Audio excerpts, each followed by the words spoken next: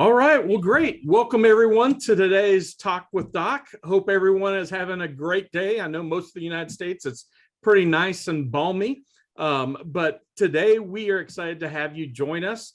Today we are talking on practical mental health strategies for any size church. And it's my great joy and honor to have Catherine Boyle join us from Key Ministries. Catherine, welcome. Why don't you just take a minute and tell everyone about yourself and all you do with Key Ministry? Well, thanks, Doc. I appreciate the opportunity to be here today.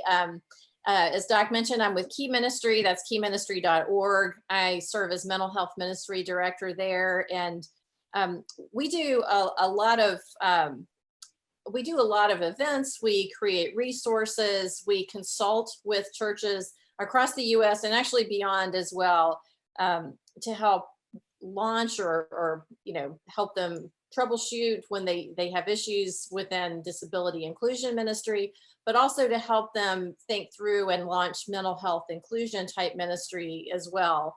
And so that's what I'm going to spend a little time talking about today, because I think that I think it's easy to think that, oh, well, disability ministry is like this own silo, and it's these this set of things, and it's a classroom, and it's a whole teaching team, and I think it's easy to think that every ministry initiative has to look like that, but mental health ministry is a good example of how that is not always the case. Yeah, so absolutely. And mental health, I love talking about this topic. Mental health ministry, it's such a huge topic that we really need to address in the church. We already know statistics with disability ministry in the church, and how few churches are already doing disability ministry. It's way low. It's not acceptable. Mental health pales in comparison to that.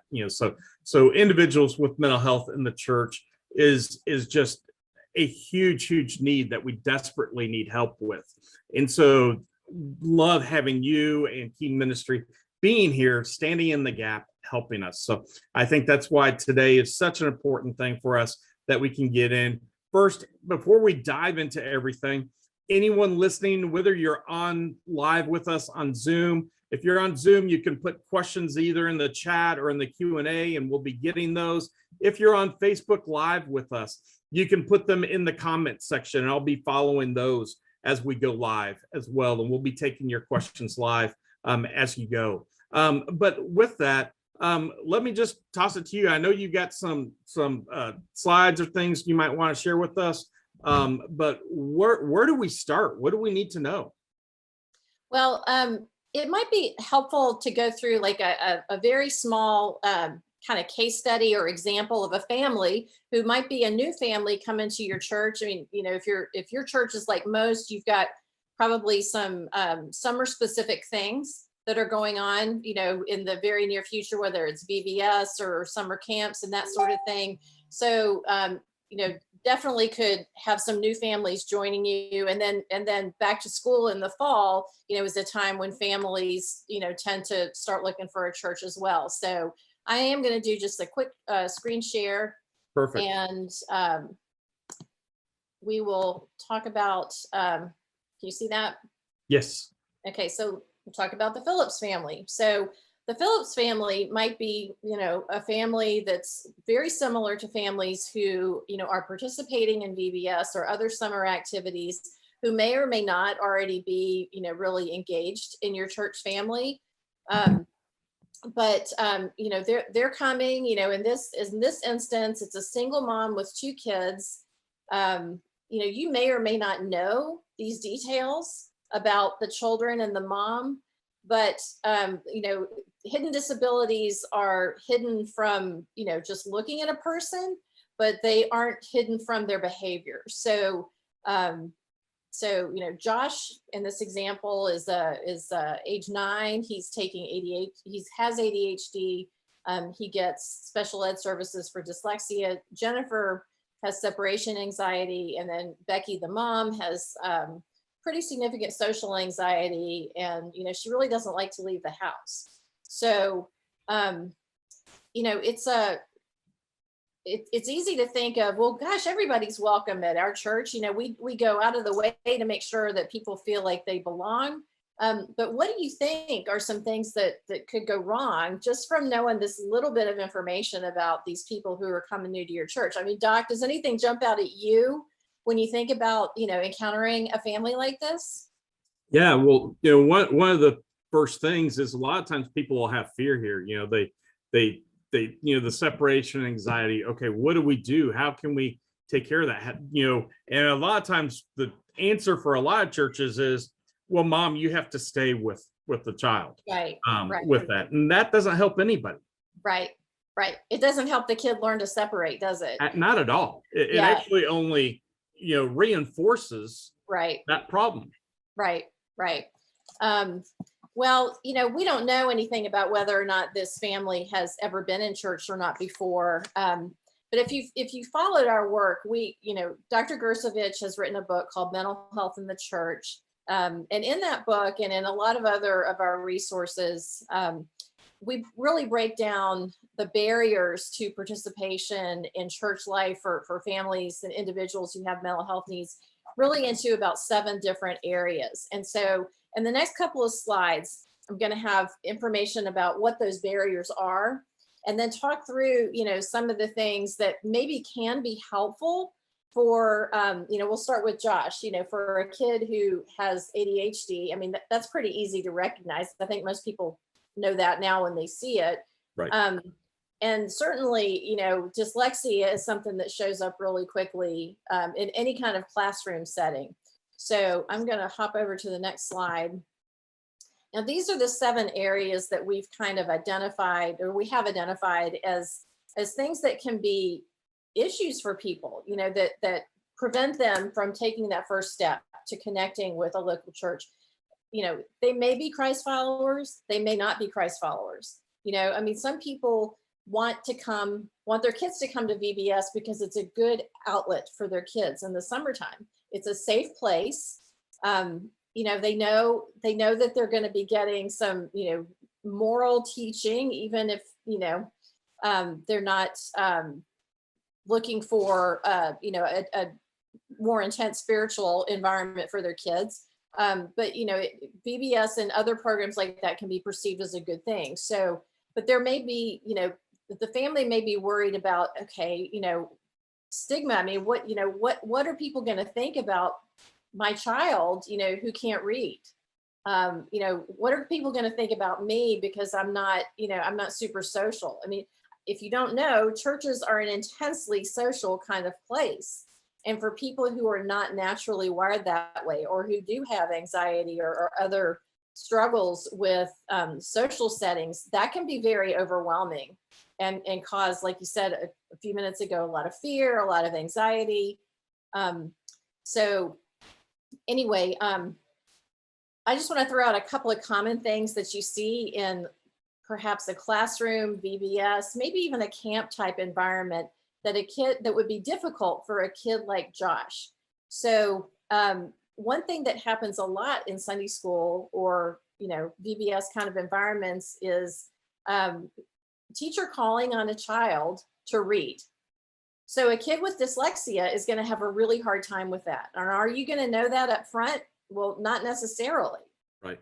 So, so what's something that a church can do to, not make that a problem for somebody like Josh? Well, we talk a lot about universal design, like what works for one person will work for everybody. So in that instance, it's don't make the kids read out loud. Let them volunteer, or don't call on them unless and until that they actually are very confident readers and they're not going to feel embarrassment or get picked on by other kids, for being a teacher's pet or that sort of thing.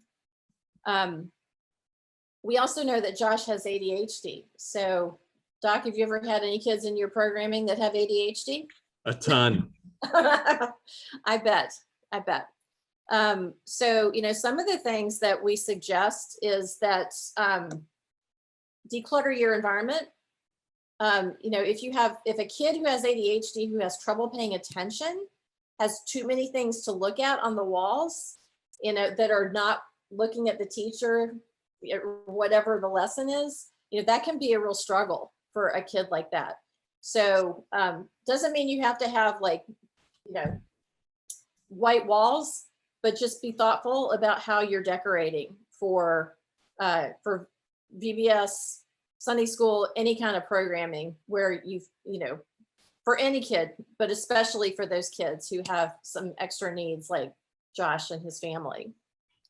And then one thing that we talked about at Inclusion Fusion Live, our big annual event that we had in Cleveland the last weekend of April, is having a visual schedule. Yes. A visual schedule can work for any age. I mean, it's just helpful to know what's coming up next. So, adults have these too, and we used to in churches all the time anyway, where, you'd have like a program or a bulletin that would tell you thing by thing what was going to come up next. It just helps everybody. But with kids, especially if you don't know if they can read or what their reading level is, just having some very simple images can help them understand what's coming next. And all of that feeds into enhanced self-control. And it really helps if you can have those images be actual images from your church. To really help them see what it is instead of just having them cut and paste pictures from the internet. From like this picture of Josh right here. Yeah. Right. Yeah. Not a picture of Josh, have something real, like Doc said. Yeah. Okay. Anything else on this particular slide, or with somebody like Josh?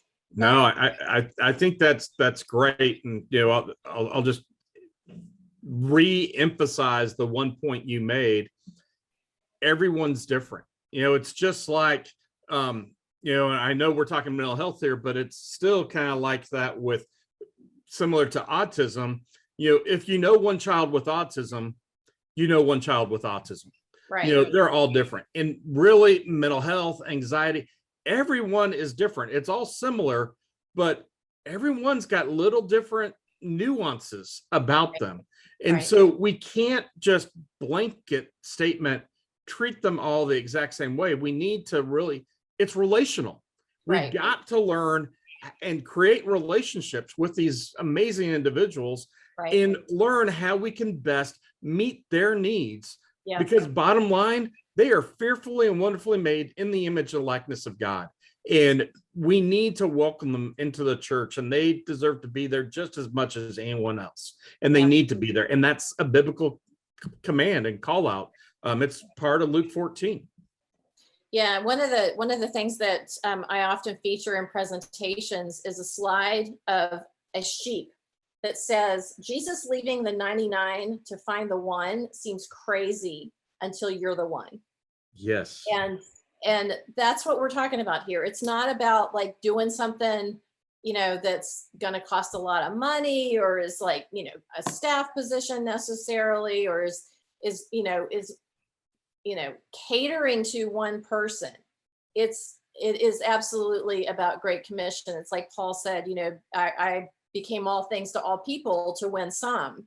It's not anything goes, but it's more about, I don't know your language. Yeah, I learn your language so that we can communicate properly. This is all about communicating so that the gospel can reach more people. Absolutely. Okay, so moving on to the sister with separation anxiety. People or kids in particular that have separation anxiety are that way because it's new, it's unfamiliar. They almost all the time have pretty significant anxiety, which means that they overestimate the risk of something new.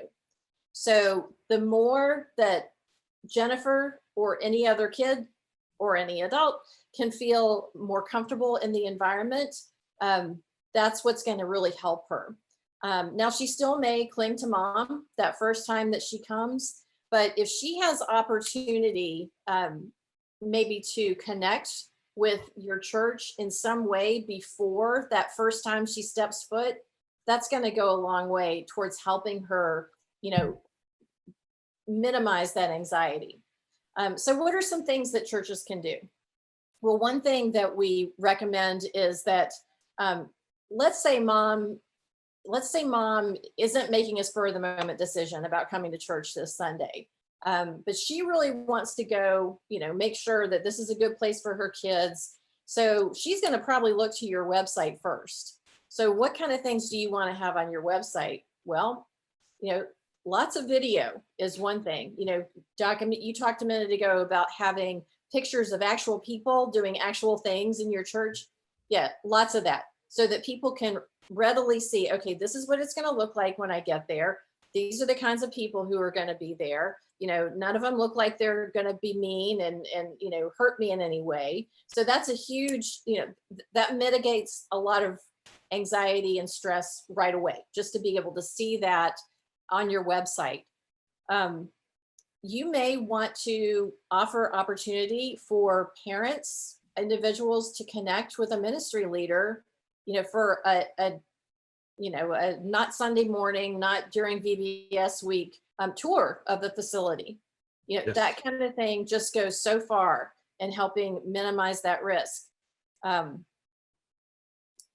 thing that we talk about a lot is that simple things like good signage in your churches can help tremendously, because if you're familiar with your church, you're going to know where the classrooms and the worship center and the restrooms and the nursery are. But if you're brand new, you aren't going to know any of that. And if you're somebody who is just stressed out about having to ask for directions, how are they going to find those things in your church? So, even if it's just for a special event like VBS, put up some whiteboards with arrows that point people to where certain things are happening, just so that it's easier for mom and it's easier for Jennifer to find those places so that they feel more comfortable in that unfamiliar environment. Years ago when my kids were little, my daughter had, she was going into third grade, and they were in private Christian school at the time. And the teacher came and met with each of the students in their home before school got started that fall. And I just thought that was genius, because she took the time to be relational, to get to know the kids a little bit in their own environment, and to know kind of what makes each of them tick before that first day of school. So youth ministry leader, any level of pastor, regular volunteer, who's able to do that kind of relational connection outside of the church, just that goes so far in mitigating the issues that a child like Jennifer has with stepping foot in church the first time. Yeah, that whole relational piece is such a huge piece that we cannot overlook. Yep. And I really think that, we talk a lot about stigma in the mental health ministry kind of environment, and in that, there's so much stigma against mental health issues. I actually kind of think that has changed dramatically in our culture, because everywhere you go, people are talking about, oh, support your mental health, take care of your mental health. I mean, I know of some, I personally know some people, across the age spectrum in the last couple of years who have been very upfront with some mental health challenges that they're having, and, have taken some significant steps to get the help that they need, which is great. I don't know that could have happened 10 years ago or prior. I think it would have taken a lot longer. And so I think our culture has really come a long way.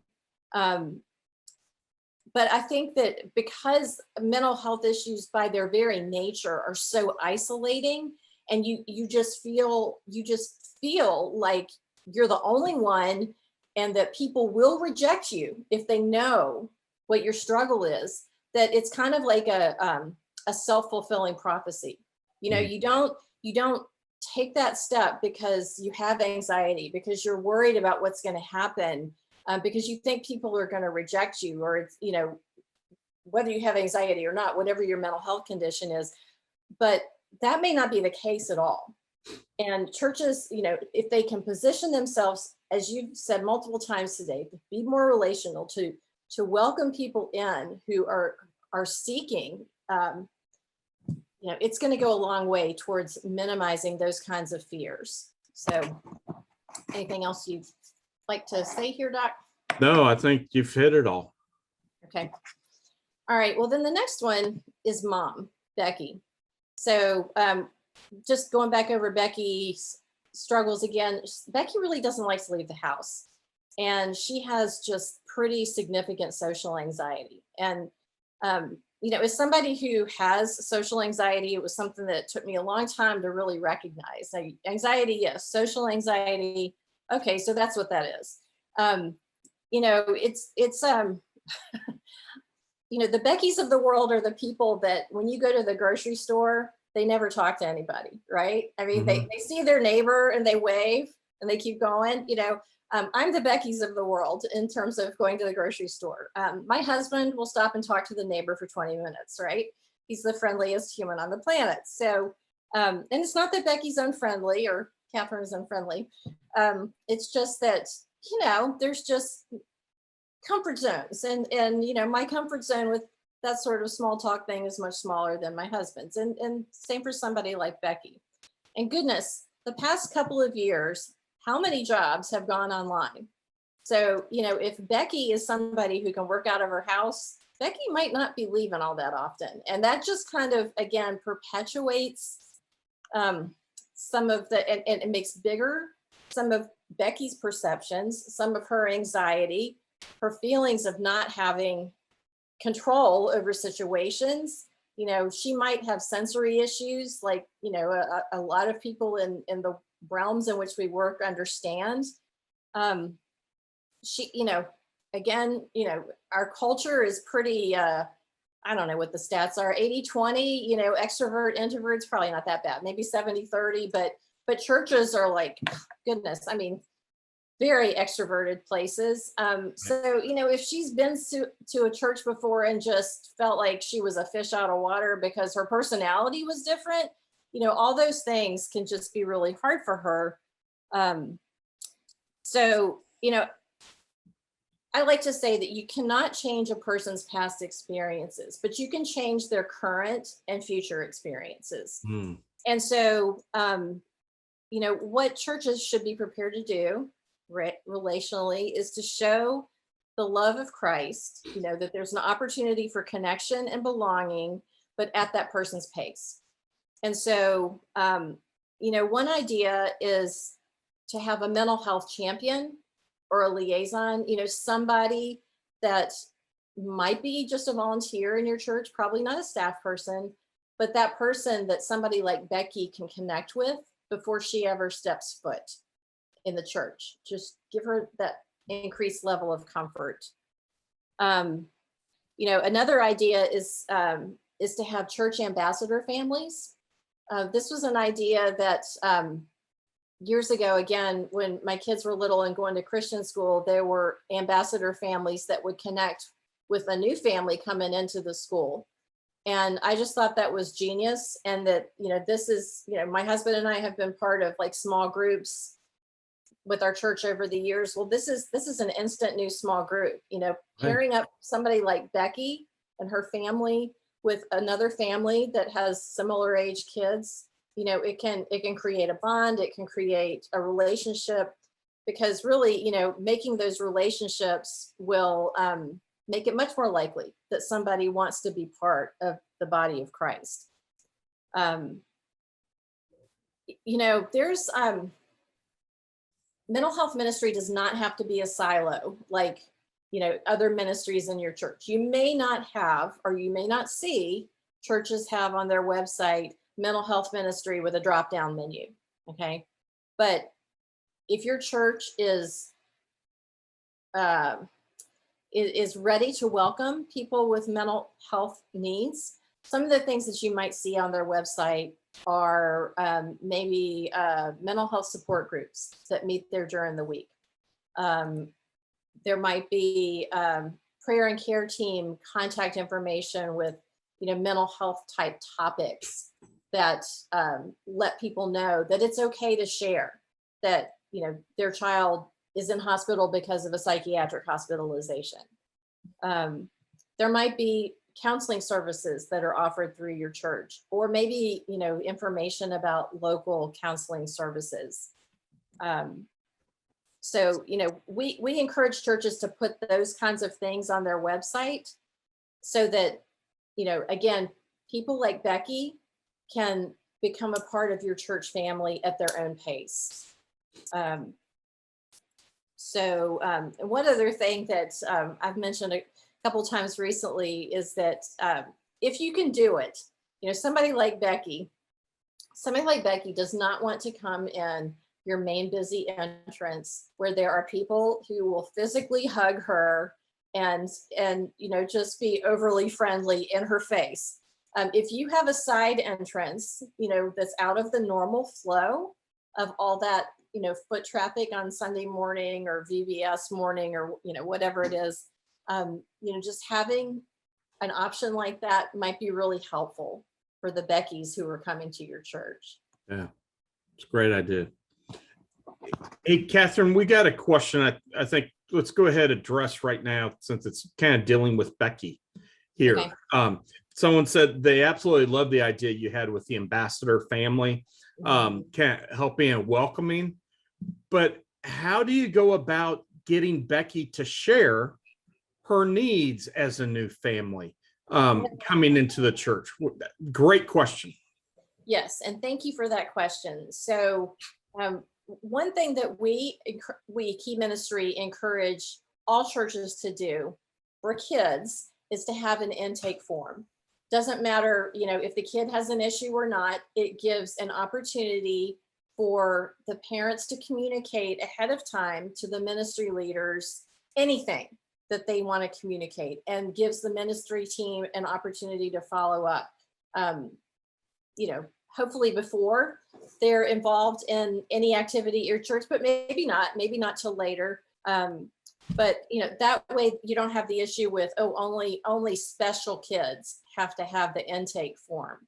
If it's everybody, again, universal design, it works for everybody. If you don't have anything you need to say, fine. Nobody has to know other than the parent and then, the ministry leader.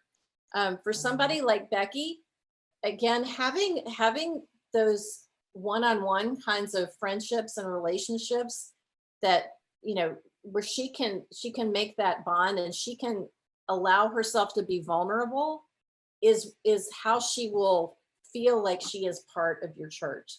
Because I'm not going to be able to share any statistics, but I know I've read that when you are more vulnerable with people, that's what bonds you to people. It's not about, Right. having your stuff all together. It's about being able to share your stuff, and, nobody has to fix it at church, but at least acknowledge that it's part of your experience and that Christ has purpose in it. And we're here to help bear one another's burdens. Right. It's So, being real. Yep. Yeah. Without, you don't have to 24/7 talk about your stuff. Right. But when you got stuff and it gets in the way of your life sometimes, it's just being able to be real with people is super helpful. Yeah, I have this story. Before I joined Key, I had started a mental health ministry, and that's how I got connected to Dr. Gersovich. And one of our board members was a gentleman who has bipolar disorder, lives with bipolar disorder, didn't get diagnosed till he was in his, I think, early 30s, after a pretty significant derailing type of life event, which often happens. And anyway, he and his wife were involved in a church. The wife, he's in the hospital, psychiatric hospitalization for several weeks. And the wife goes to the grocery store and she runs into somebody from their Sunday school class. And the person says, "Oh, well, I heard, your husband was in the hospital. What's going on?" And the wife says, "Well, yeah, he's there because, he's been diagnosed with bipolar disorder and blah, blah, blah, blah, blah." And the Sunday school class person actually physically recoiled and stepped away. And this was not even, this was like in the last 10 to 15 years. Yeah. And so, that, and they hadn't had any support from their church, no, definitely not the casserole brigade, no hospital visits, you know. So I don't think they stayed at that church very long after he got out of the hospital, which is kind of understandable. So anyway, but stepping back to what we were just talking about, giving Becky the opportunity to belong and be vulnerable can be huge for somebody like Becky.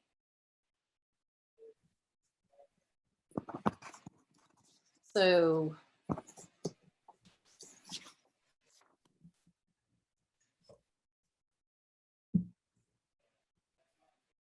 what other questions?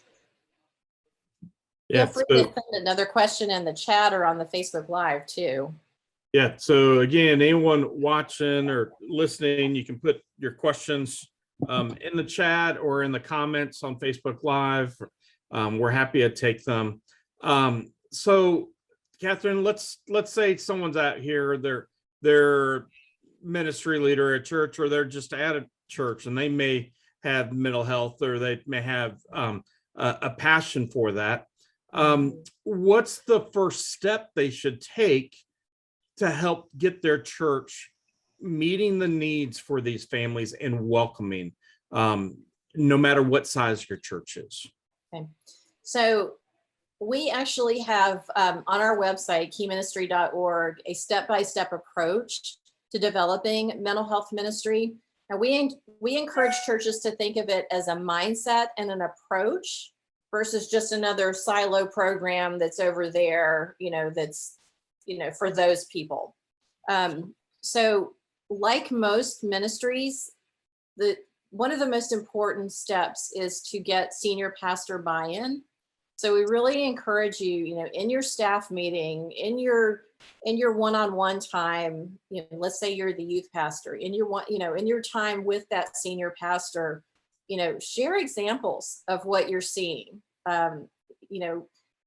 Share some research and statistics. I mean, different people are moved by different kinds of information.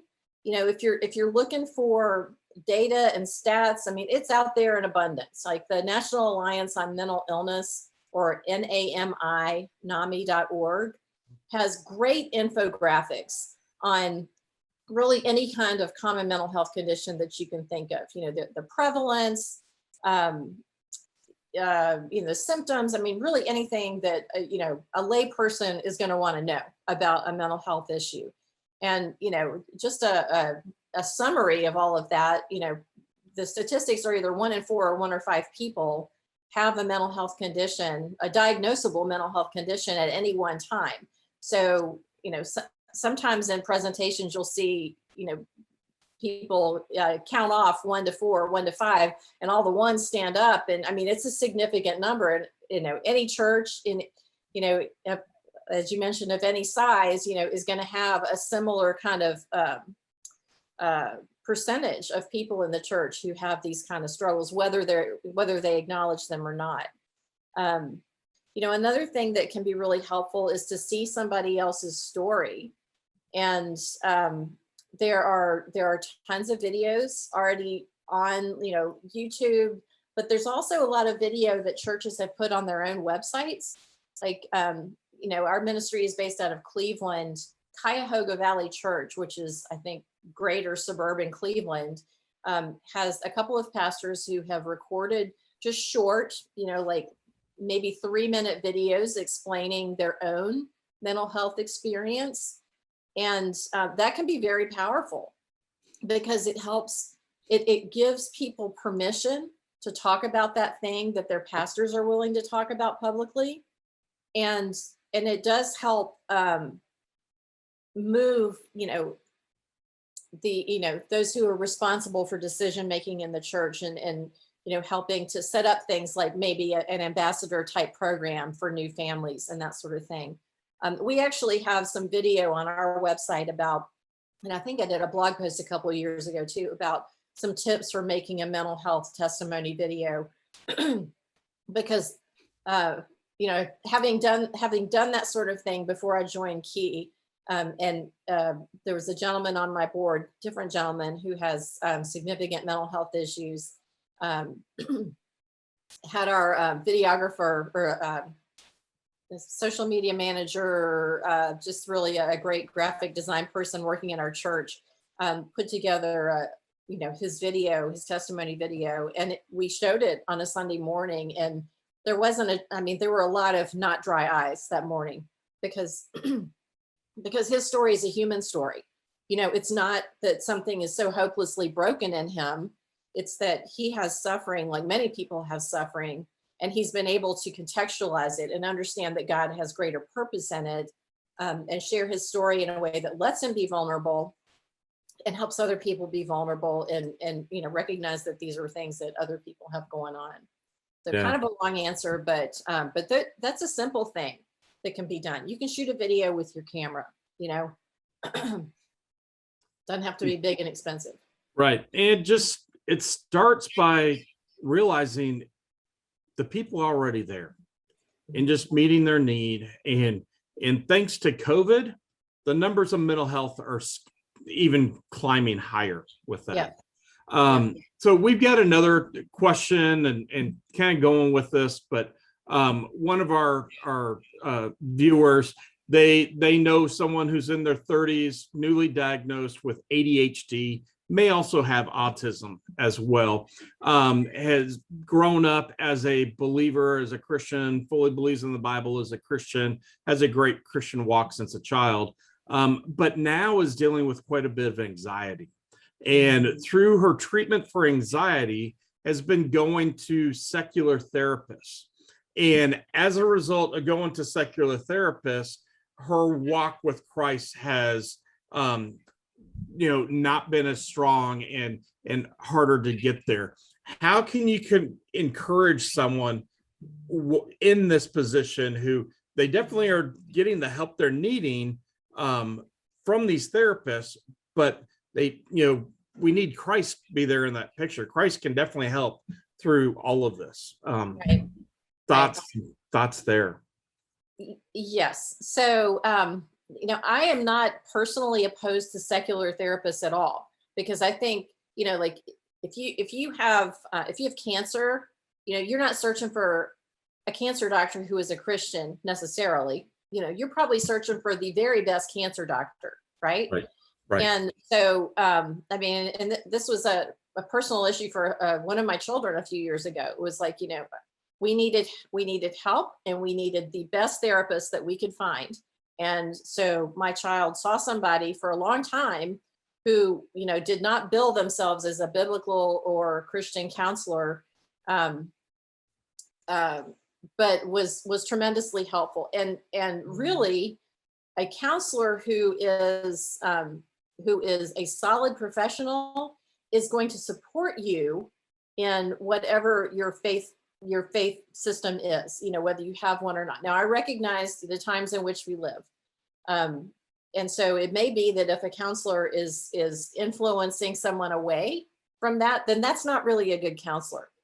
So, I would say that, but I would also encourage people who, it is, we are bombarded with information that goes against the teaching of Christ in our culture. And so it is not hard to be negatively influenced that way. But, I would maybe encourage, somebody like this who to give a look through her Bible again and look at, all the times that David spoke about being in despair, and how Jeremiah was known as the weeping prophet, and how Daniel didn't eat. He was in mourning for 3 weeks. And that's, anything beyond 2 weeks meets the clinical definition of disease, whatever it is. And so, he was seriously depressed after this vision that the Lord laid on him.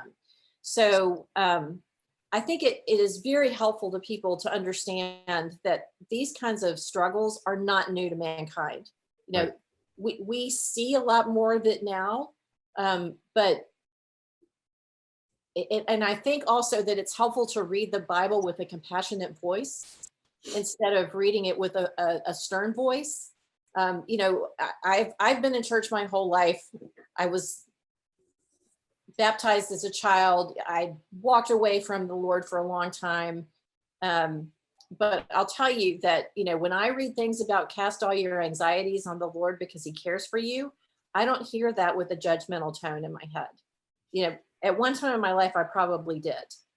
But I think that it's an acknowledgement on the part of God that he knows that our lives are going to be filled with anxiety. And not that he's demeaning it or excusing our feelings. Our feelings are important, but they are not they are not always consistent with reality, and they are not always consistent with what God is doing. So Yeah. that's kind of a long explanation, but I think, you know, particularly somebody who is well versed and well grounded in scripture needs to understand maybe scripture a little differently and in a more mature way, perhaps, than they did as a child. Yeah. And I'll just piggyback on what you said, Catherine, and again, bring back in some of the pieces we said earlier, and that's the whole relational piece. You know, obviously, if you've known this person for years, go back and just be a friend.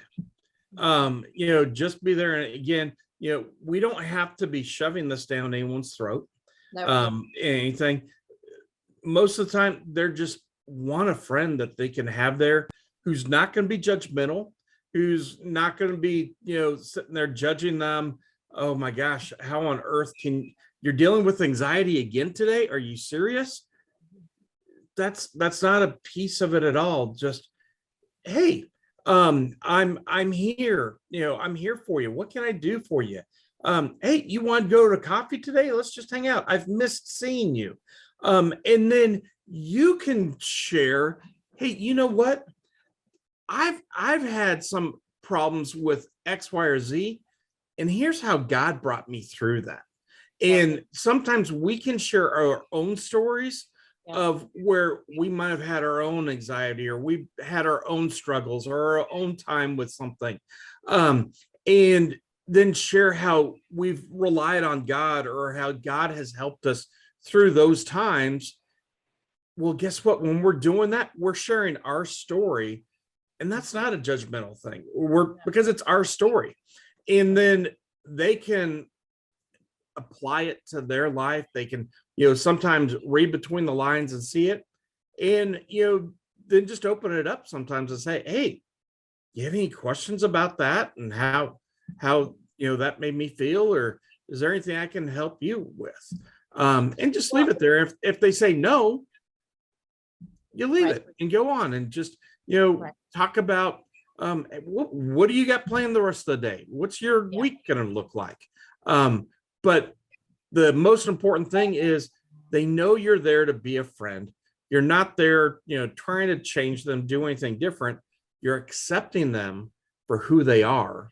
And you're not sitting there judging them.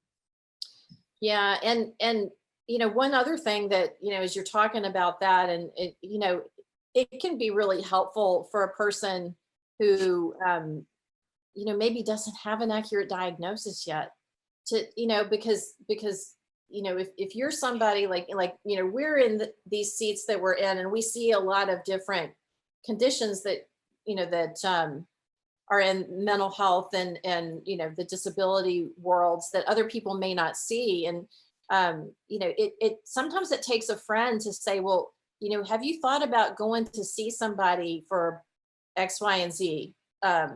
Because, you know, you know, intensity and duration, when it's something that's gone on for a long time for a person and it's a struggle, you know, that is a sign that they need somebody who really understands what they're going through, whether it's a friend who's been there before, you know, a ministry leader to help them make sense of whatever it is in terms of, you know, what does God say about suffering, and, you know, what is God's purpose in this for my life? But also, you know, well, maybe this isn't something that you need to struggle with alone from a medical perspective. I mean, I'm a very holistic kind of person. We cannot separate mind, body, and spirit. And, and sometimes, it does take sometimes it takes a medical doctor, who can deal with issues of the body. But a lot of times, if you've got an issue with the body, it's going to impact, your spirit as well. So that's why I think that the church really needs to be prepared for, these things that we call hidden disabilities, because, they're absolutely part of the human condition. And it kind of looks like it's been that way for all of human history. And to, just ignore that is not wise. And it does a great disservice to people who, are trying to, really understand that God is a God of purpose, and that, he will work all things together, even the awful things. He'll work them together for good in your life if you let him. But a lot of times you need somebody who's kind of been on that path before you to help you see that. Right. I'd say, one other thing that you could do in this situation, and I think you could also do this in the church too. Again, I'm going to speak for myself. I've had trial after trial for 15 years, a lot of times where I've been really down and just really hard times. And I know personally for me, in order for me to heal emotionally, physically, and spiritually, I need to serve others. Mm-hmm. It gets my eyes off of myself and Right. on other people, and that allows me to heal Right. and do better. And so many times when we get into these positions, when we get, in our worst times, we're so wrapped up on ourselves and what is going on that Right. we can't see our nose, despite it being attached to our face. Right. And so, maybe as a friend, we can come along and say, hey, you know what? Our church has this, we've got VBS. Right. I would love to have you, serve. Why don't you serve alongside me? Let's help out in the same room and do that. You can do it as friends together. Yeah. Or, hey, how about we go down and feed the homeless today? Right. Help serve a meal, or there's so many different things you can do. And you'd be amazed how just doing that for, however long you do it, 30 minutes, an hour, 3 hours, you do that, you're going to see their mental mindset change. Right. Why is it changing? Because they're not thinking about themselves. That's right. When we think about others, we don't think about ourselves. Right. And when we can find good in others, all of a sudden we can start finding good in ourselves. Right. And so many times we get wrapped up on ourselves, and we're in this downward spiral that we get stuck on. And, it's like the toilet's constantly being flushed and we're just going down the drain. Mm-hmm. So taking that step back, seeing others, finding good in others, we can then start finding good in us, and we feel good when we help other people and we know we're making a difference. And then that's where, especially if we're volunteering at church, where, the gospel may be shared, that can reemphasize, the past that they've learned and done things, and allow that to come alongside to help. But I think that would be a big thing too, that we can use. And another great thing in the church, and when you're trying to start up, ministries and try to welcome families with disabilities, give them easy on-ramps where they can get involved in the church. And, that may not be obviously as a greeter, welcoming every person, but say, you know what? We really need some behind the scenes. I need someone who can help me with a lot of craft prep. Do you think you can cut up a bunch of, craft items for us for camp? They may absolutely love that. Yeah. Personally, that would be torture. Yeah. For me. Right. But that's a huge need. And that may be something for someone, like the mom here who has that anxiety, That's right. to be out in public. Oh my gosh. She's like, and all the craft stuff with their kids when she drops them off. yeah, do it there, drop by the kid. And then I can do that. And I feel like I'm giving back, and I'm actually able to be of use. So, sometimes it actually takes us to think outside the box to find how we can make someone empower them to be the best that they can, and not just put them into areas of our need. Right. And our biggest need, we need to remove that word from our vocabulary, where what our need is, or what our holes are. Holes is the one I hate. Instead, try to find what people's passions are, or what their gifting are, and then match that up. And so again, that's just one other thing I just throw out, that we can try to welcome and help them feel again, then that they can be a part of the church and be just like everyone else. Because when we're an inclusive church, we're wanting them to be involved just like everyone else in the church. That's right. We have to find a way that works for them.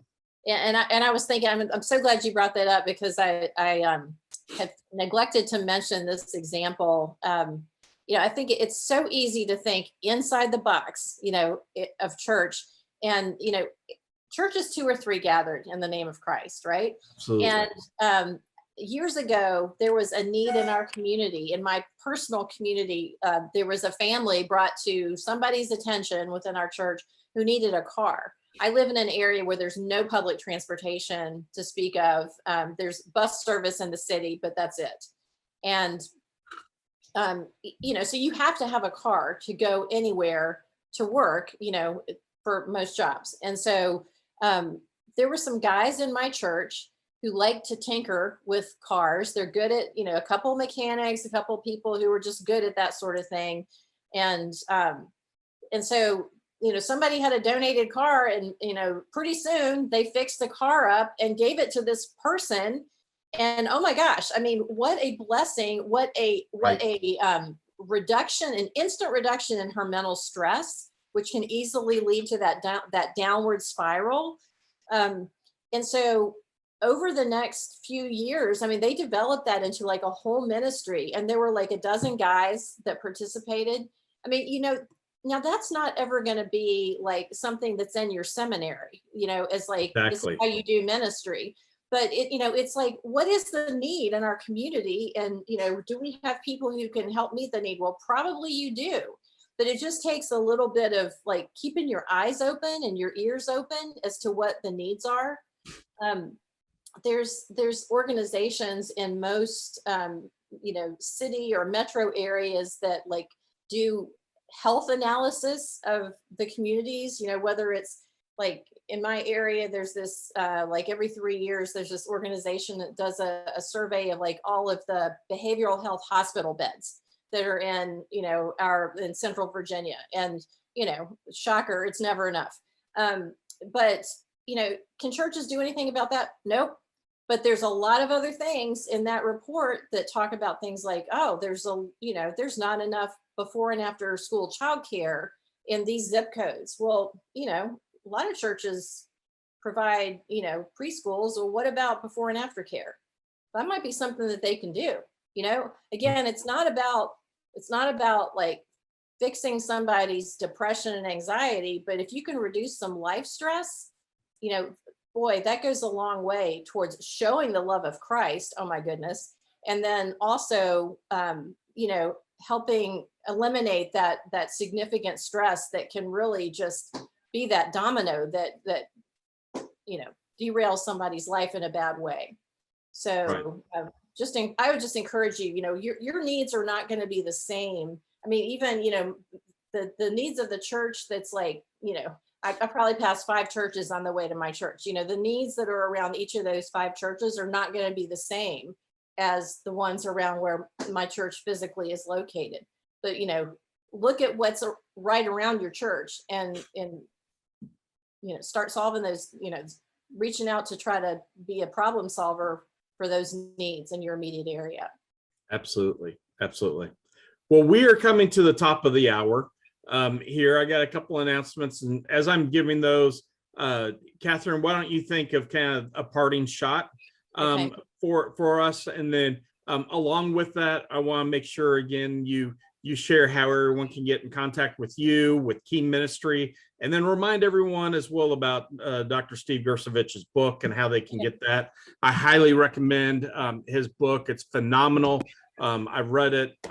Steve is a great friend of mine and of our ministry. We're kind of sister organizations, if you would, and we collaborate a lot together, and we're super happy to partner with Key Ministry, and we love doing everything we can with Key.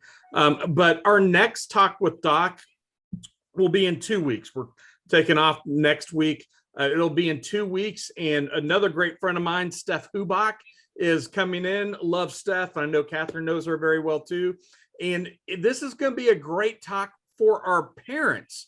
And it's great also for any ministry leader. You need to hear this. It's going to be encouragement for parents of children with disabilities of any age and how we can encourage them. So ministry leaders, we need to learn how we can encourage our parents, and parents, come, we need to encourage you, and you need to learn how you can be encouraged. So registration for that will be going up hopefully later today, if not on Monday. For that, be checking our website, our social media pages as well. Again, that'll be July the 1st. Hard to believe we're 2 weeks away, is July 1 already. But July 1st, noon Central Standard Time, with Steph Hubach, encouragement for parents with children with disabilities of any age. Other thing, wherever you're at, we have our SOAR Special Needs Camp coming up in 2 weeks, or in 4 weeks, excuse me. My dates are all going together. But in 4 weeks, if you're in the greater Kansas City area, we're looking for volunteers still. We'd love to have you. Wherever you're at, SOAR has gotten hit hard with the economy. And our camp is costing twice as much as we expected due to the rise of prices of everything. So there's a lot of things we just can't purchase to give our campers the experience we normally would. And so we've created an amazing list, Amazon wish list. If you're able to help us get things so we can have an amazing camp, we'd love that. You can either go to our website or to our social media pages, pick things out. One of the fun things on there is a dunk tank that we can even wheel a wheelchair up to. My staff has already said, if you purchase a dunk tank, you're the first one that gets to dunk Doc. So that's a great way to get anything you want, because I'm sure I've harassed you. If I haven't, I will. That's just my gifting. My love language is the gift of harassment. But with that, so great thing there. Or you can go, we also have Venmo at SOAR Special Needs. You can gift through that as well. But again, Catherine, thank you so much for being with us today. This is a very important thing. One of the first things I'd say in being able to, have practical mental health strategies for any church, just start. Welcome who was already there. Like we said, COVID, the numbers are rising with mental health from COVID. It's all around us.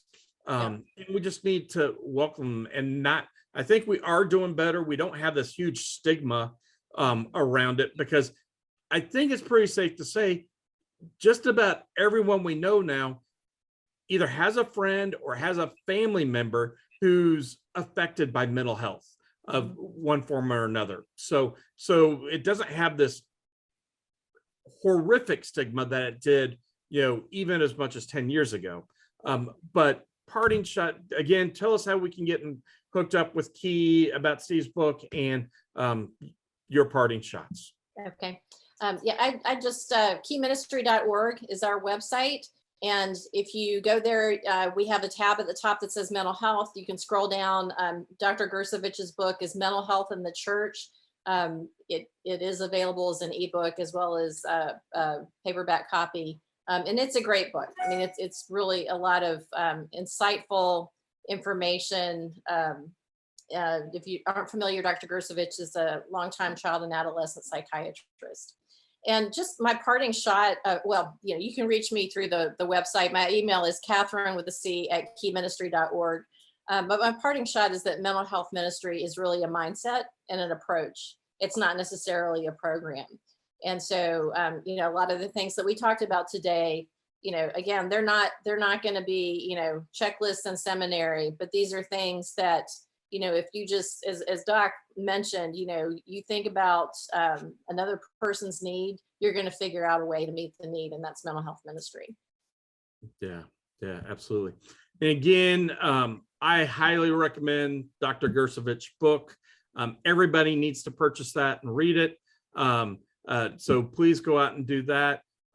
If you missed how to get hold of Key Ministry, you can just go to our website. They're listed as one of our ministry partners. Just click on that link and it takes you right to their website. So we're, like I said, we love connecting and collaborating with them. But Catherine, thank you so much for spending time with us today. It's been very helpful. And again, everybody, we're praying for you, and just start. Welcome these amazing individuals, these amazing families, and welcome them into the church. That's what Jesus would do, and we need to follow his lead. So hope to see you guys back in 2 weeks. Come soar with us. Bye-bye.